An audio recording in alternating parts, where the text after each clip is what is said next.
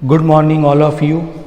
स्वागत है आप सभी का गायत्री पीजी कॉलेज सांचौर की ऑनलाइन क्लासेस में।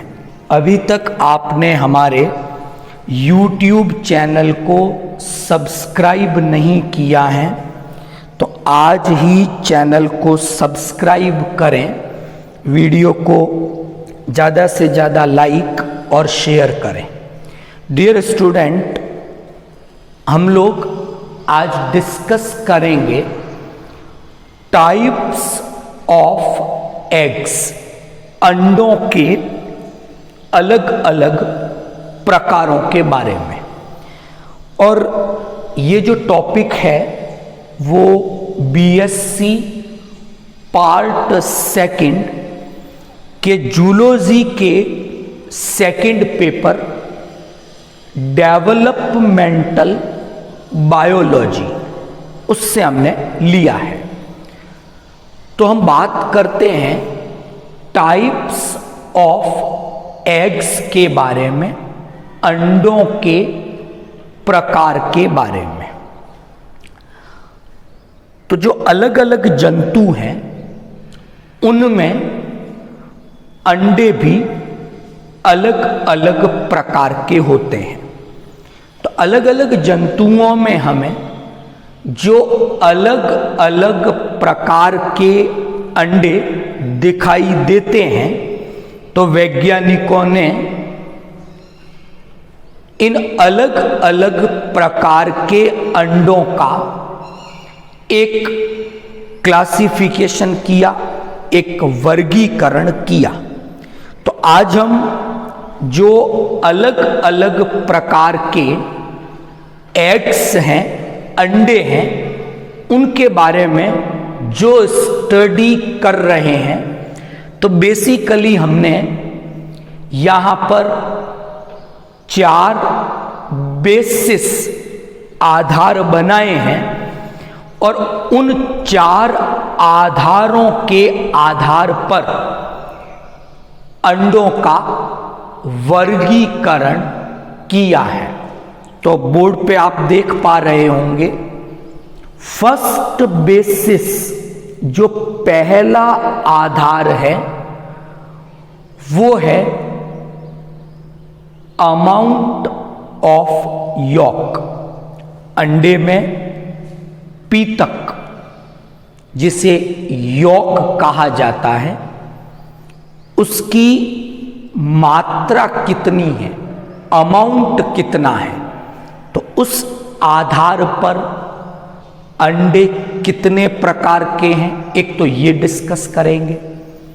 जो सेकंड क्लासिफिकेशन हम आज स्टडी करेंगे वो डिस्ट्रीब्यूशन ऑफ यॉक, अंडे में जो पीतक है उसका वितरण कैसा है, उस यॉक का डिस्ट्रीब्यूशन किस प्रकार का है, तो एक इस पर डिस्कस करेंगे, अंडे कितने प्रकार के हैं।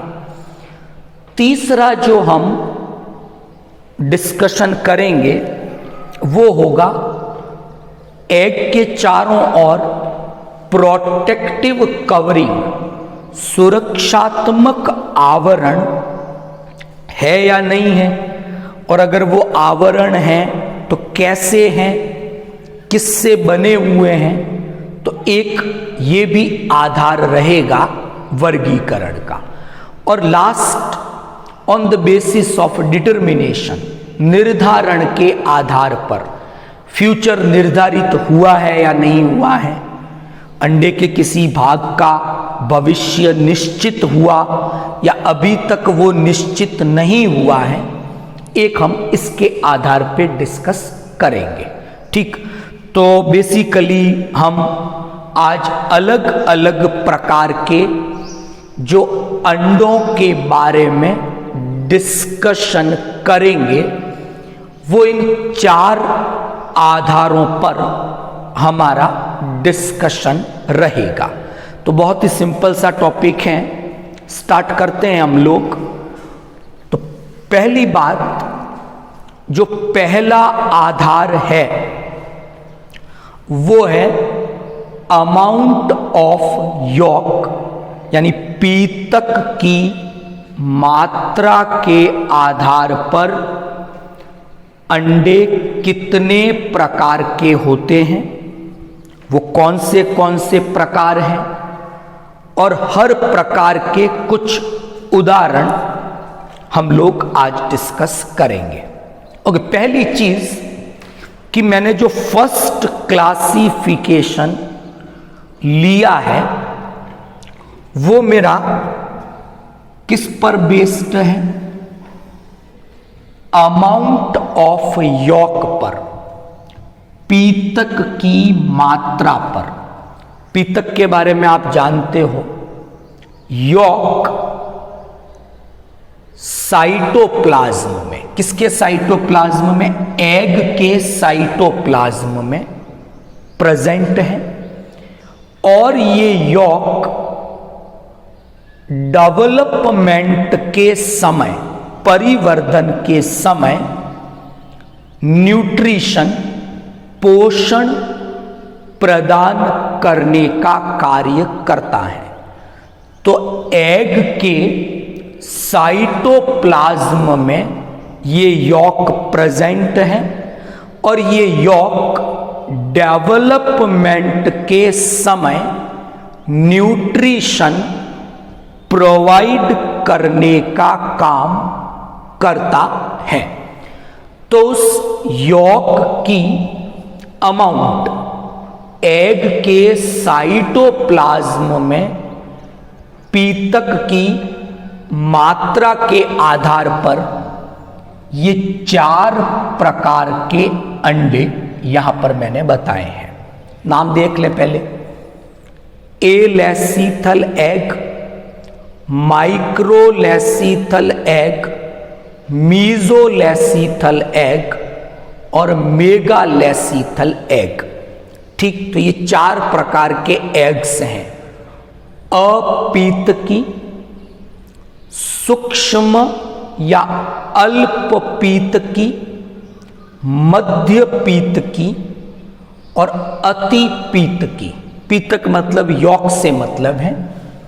तो पहली जो कैटेगरी है वो है एलेसीथल, मतलब इन एग्स में या इन अंडों में पीतक कंप्लीटली एब्सेंट है, पीतक अनुपस्थित होता है। तो बात करें कि जब इन एग्स के साइटोप्लाज्म में यॉक कंप्लीटली एब्सेंट है, तो इसका मतलब क्या निकलता है कि ये एग्स उन जंतुओं के होने चाहिए जिनमें प्लेसेंटा, अपरा का निर्माण हो गया है। और जब अपरा बन गई है, प्लेसेंटा बन गई है, तो ऐसे जंतुओं के परिवर्धन में जो पोषण देने का काम है वो इस प्लेसेंटा के द्वारा मदर, माता से प्राप्त हो जाएगा। और इस कारण इनके अंडों में पीतक पूर्णतया अनुपस्थित है। तो ऐसे अंडे आपको यूथीरियन मैमल्स, ऐसे स्तनधारी जिनमें अपरा, प्लेसेंटा का निर्माण हो चुका है। तो ध्यान रखना, ह्यूमन, मानव का एग्जाम्पल ले लो, उनके जो एग्स हैं वो एलेसीथल प्रकार के होते हैं। Is that clear? तो ऐसे सभी मैमल्स जिनमें अपरा, प्लेसेंटा बन गई है, उनके एग्स एलेसीथल प्रकार के होंगे। एलेसीथल का मतलब विदाउट यॉक, पीतक नहीं होगा। दूसरी कैटेगरी का डिस्कस करेंगे, वो है माइक्रोलेसीथल। ओके, माइक्रो मतलब कम, सूक्ष्म। पीतक है तो सही, लेकिन एग में पीतक की मात्रा अल्प सूक्ष्म है, इसीलिए हमने शब्द क्या काम लिया, माइक्रो। माइक्रो यानी कम, अल्प, सूक्ष्म। तो इन अंडों में, माइक्रोलेसिथल अंडों में पीतक होता है, लेकिन पीतक साइटोप्लाज्म में बहुत अल्प मात्रा में पाया जाता है। तो जब हम बात करते हैं माइक्रोलेसिथल की, तो एग्जाम्पल आता है हमारे माइंड में एम्फिऑक्सिस का। सिफेलोकॉर्डेटा जंतु है जिसे ब्रैंकियोस्टोमा भी कहा जाता है, उसके अंडे माइक्रोलेसिथल प्रकार के होते हैं। नेक्स्ट कैटेगरी पे आगे बढ़े तो जो नेक्स्ट कैटेगरी है वो है मीजोलेसिथल। ओके, मीजोलेसिथल का मतलब क्या, इन जंतुओं के जो एग्स हैं, मीजोलेसिथल एग्स, इनके साइटोप्लाज्म में यॉक की मात्रा बढ़ गई है, पर्याप्त मात्रा में पीतक उपस्थित है। तो इनमें बिल्कुल नहीं था, इनमें बहुत कम, लिटल, बहुत कम मात्रा में, इनमें सफिशिएंट, पर्याप्त मात्रा में यॉक उपस्थित होता है। तो जो मीजोलेसिथल एग्स हैं, इन एग्स में साइटोप्लाज्म में सफिशिएंट अमाउंट में यॉक या पीतक उपस्थित होता है। और जो मीजोलेसिथल एग्स हैं ये हमें एम्फीबियंस, फ्रॉग, मेढक में दिखाई देते हैं। लास्ट कैटेगरी हम डिस्कस करेंगे, ये चौथे प्रकार के एग्स हैं आपके मेगालेसिथल, अतिपीत की अंडे हो गए। तो जो मेगालेसिथल हैं, इन अंडों में बहुत ज्यादा मात्रा में यॉक होगा। देखो यहां तो पर्याप्त था, यहां अति यानी यॉक का अमाउंट हाई, बहुत ज्यादा मात्रा में पीतक आ गया अंडों में। तो जो मेगालेसिथल है, इन अंडों के साइटोप्लाज्म में अत्यधिक मात्रा में पीतक या यॉक उपस्थित है। मेगालेसिथल अंडे पक्षियों में, रेप्टाइल्स और बर्ड्स, पक्षियों में, सरीसृपों में इस प्रकार के अंडे उपस्थित होते हैं। जो प्रोटोथीरियंस हैं, जिन्हें हम एग लेइंग मैमल्स के नाम से जानते हैं, उनके एग्स भी मेगालेसिथल प्रकार के होते हैं। तो ये पहला क्लासिफिकेशन हमने अभी डिस्कस किया और 4 प्रकार के अंडों के बारे में बात की। तो ये जो 4 प्रकार के अंडे हमने डिस्कस किए, हमारे वर्गीकरण का आधार था अमाउंट ऑफ यॉक, पीतक की मात्रा। हर कैटेगरी के कुछ एग्जाम्पल दिए आपको और क्या उनमें अरेंजमेंट है ये भी हमने डिस्कस किया। ओके, अब हम बढ़ते हैं हमारी सेकंड कैटेगरी की ओर। हमने फिर अंडों का एक क्लासिफिकेशन किया और अब जो क्लासिफिकेशन हम लोगों ने किया, बात उसी पीतक की कर रहे हैं, लेकिन अब मात्रा की बात नहीं करके डिस्ट्रीब्यूशन, वितरण की बात हम कर रहे हैं कि साइटोप्लाज्म में जो यॉक है उस यॉक का डिस्ट्रीब्यूशन कैसा है, वितरण कैसा है। तो इस बेसिस पर ये 3 प्रकार के एग्स बताए गए हैं, होमोलिसिथल, टीलोलेसिथल और सेंट्रोलेसिथल। तो वितरण के आधार पर पीतक का वितरण कैसा है, ये 3 प्रकार के अंडे हैं। डिस्कस करते हैं इन अंडों के बारे में। फर्स्ट है होमोलेसिथल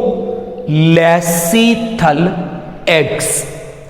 अब यहां ध्यान देना, जो अंडा माइक्रोलेसीथल है, एम्फियोक्सिस की बात की थी हम लोगों ने, ब्रैंकियोस्टोमा की, कि साइटोप्लाज्म में पीतक की मात्रा बहुत कम थी। जब साइटोप्लाज्म में यॉक बहुत कम मात्रा में है तो क्या होगा ऐसे अंडों में कि साइटोप्लाज्म में यॉक इक्वली डिस्ट्रीब्यूटेड रहेगा, समान रूप से पीतक का साइटोप्लाज्म में वितरण हो गया।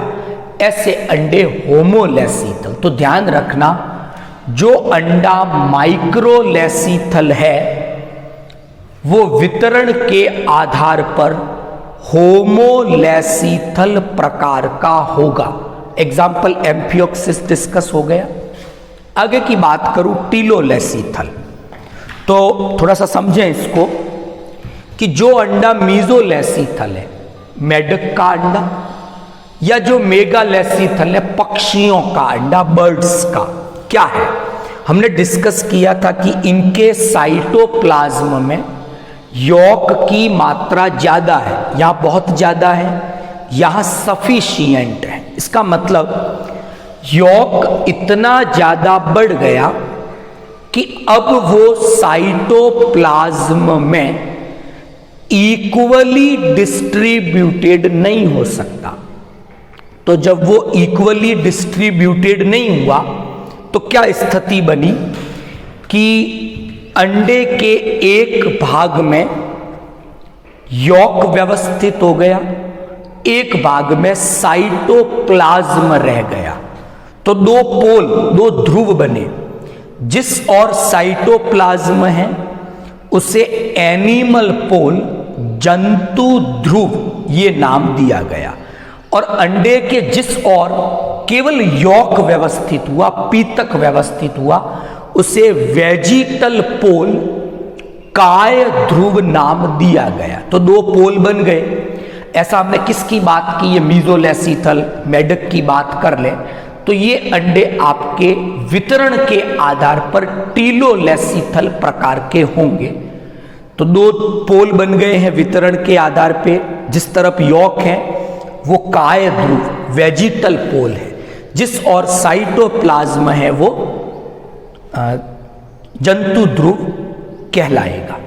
जिस तरफ साइटोप्लाज्म वो जंतु ध्रुव, जिस तरफ पीतक है वो काय ध्रुव, वेजिटल पोल।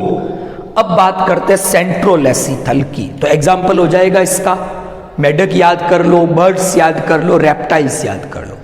एक तीसरी कैटेगरी हम और डिस्कस कर रहे हैं, सेंट्रोलेसीथल, कि जो इंसेक्ट है, कीटों की बात करें।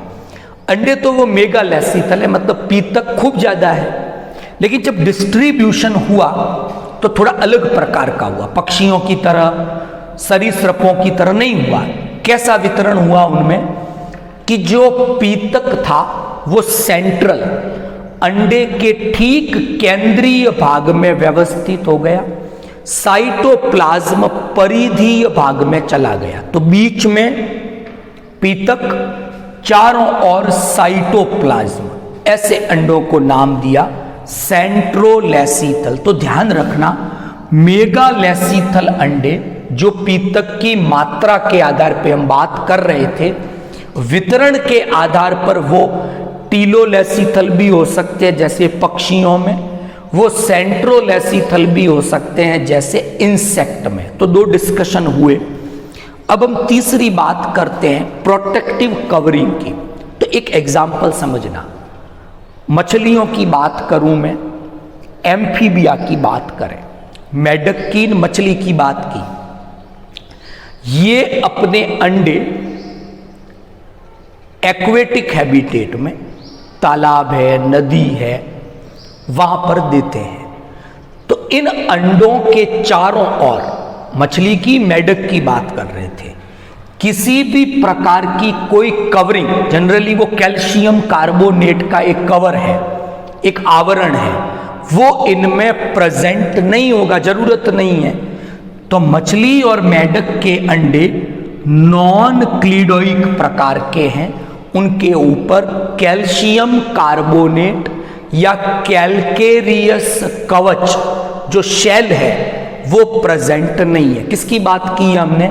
जिन्होंने अपने अंडे एक्वेटिक हैबिटेट में, जलीय आवास में दिए हैं, तो वो सब अंडे नॉन क्लीडोइक प्रकार के होंगे।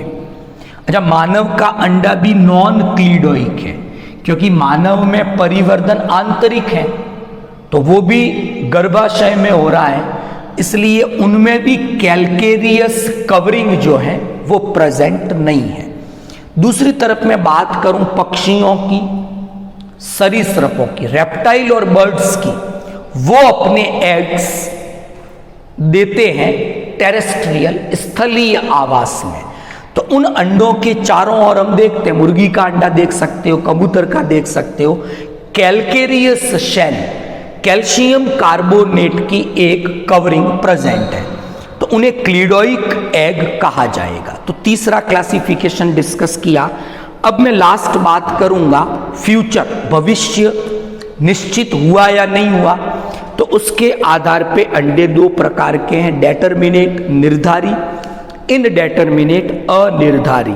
जो डेटर्मिनेट है उन्हें मोज़ेक अंडे कहा जाएगा, जो इनडेटर्मिनेट है उन्हें रेगुलेटिव निर्धारी अंडे अनिर्धारी अंडे कहा जाएगा। पहले डेटर्मिनेट की बात करें, एनेलिडा मॉलस्का निर्धारी, एनेलिडा में मॉलस्का के जो अंडे हैं वो डेटर्मिनेट है, मतलब अंडे के हर पार्ट का फ्यूचर फिक्स हो गया कि वो आगे जाकर कौन सी संरचना बनाएगा परिवर्धन में। तो क्या होगा ऐसे कि अगर कोई अंडा डेटर्मिनेट है, निर्धारी प्रकार का है, तो मोज़ेक अंडे की बात मैं कर रहा हूं, एनेलिडा मॉलस्का का, और हमने क्या किया, अंडे के किसी एक पार्ट को डिस्ट्रॉय कर दिया, नष्ट कर दिया। अब अंडे के तो हर भाग का भविष्य निश्चित था, निर्धारित हो चुका था, तो ऐसे में जिस भाग को आपने नष्ट किया, वो भाग भविष्य में जो संरचना बना था भ्रूण के अंदर, वो संरचना अब लॉस्ट हो चुकी है, नहीं बनेगी। लेकिन जो इनडेटर्मिनेट है, मानव की बात कर लें, तो उनमें क्या है, वो तो रेगुलेटिव है, अनिर्धारी है, मतलब अभी तक भविष्य निश्चित नहीं हुआ। तो आपने अंडे के किसी भाग को डिस्ट्रॉय कर भी दिया और परिवर्धन करवाया, तो हम देखेंगे कि पूरा भ्रूण बनता है, कोई भाग उस भ्रूण में अनुपस्थित नहीं होता। तो आज हमने ये 4 प्रकार के अंडों के बारे में डिस्कस की। तो 4 आधारों पर हमने ये क्लासिफिकेशन किया। तो इजीली आपको ये जानकारियां आज समझ में आई होगी। पीतक की मात्रा के आधार पे कैसे वर्गीकरण किया गया, पीतक के वितरण के आधार पे कैसे वर्गीकरण किया गया, जो कैल्शियम कार्बोनेट का कवच, जिसे हम कैल्केरियस शेल कहेंगे, उसकी उपस्थिति अथवा अनुपस्थिति के आधार पर कैसे वर्गीकरण किया गया, और लास्ट डेटर्मिनेशन की बात की, निर्धारण की बात की कि अंडे के जो अलग अलग भाग हैं, हिस्से हैं, उनका फैट, उनका भविष्य निश्चित हो चुका है या नहीं हो चुका है, उसके आधार पे ये कौन से अंडे होते हैं। तो आज ये डिस्कशन हमने किया, टाइप्स ऑफ एग्स की बात की, जंतुओं में अलग अलग प्रकार के अंडों का डिस्कशन हमने किया। अब कल का जो लेक्चर हमारा रहेगा वो क्लीवेज के बारे में रहेगा, विदलन के बारे में रहेगा। क्लीवेज क्या है, कितने प्रकार की क्लीवेज है, यानी टाइप्स ऑफ क्लीवेज, फिर क्लीवेज के प्लेन हैं, तल है विदलन के अलग अलग, वो डिस्कस करेंगे। फिर विदलन से संबंधित कुछ नियम हैं, कुछ लॉज वैज्ञानिकों के द्वारा दिए गए, उनके बारे में कल का डिस्कशन रहेगा। तो जब भी हम विदलन पढ़ते हैं तो ऐसा देखते हैं कि विदलन का जो टाइप है, क्लीवेज का जो प्रकार है, वो एक्चुअल में डिपेंड करता है टाइप ऑफ एग पर, कि अंडा जैसा होगा कि वो एलेसीथल है, मीजोलेसीथल है, सेंट्रोलेसीथल है, टीलोलेसीथल है, कैसा है। तो अंडे का प्रकार कैसा है उसी के अनुसार अंडे में विदलन की क्रिया भी होती है। तो जो टाइप ऑफ क्लीवेज है it is depend on type of egg, इसलिए हमने पहले टाइप ऑफ एग आज डिस्कस किया है और कल टाइप ऑफ क्लीवेज हम लोग डिस्कस करेंगे। तो आई होप आज का लेक्चर बहुत इजी इंटरेस्टिंग रहा होगा आप सभी लोगों के लिए। Thank you all of you.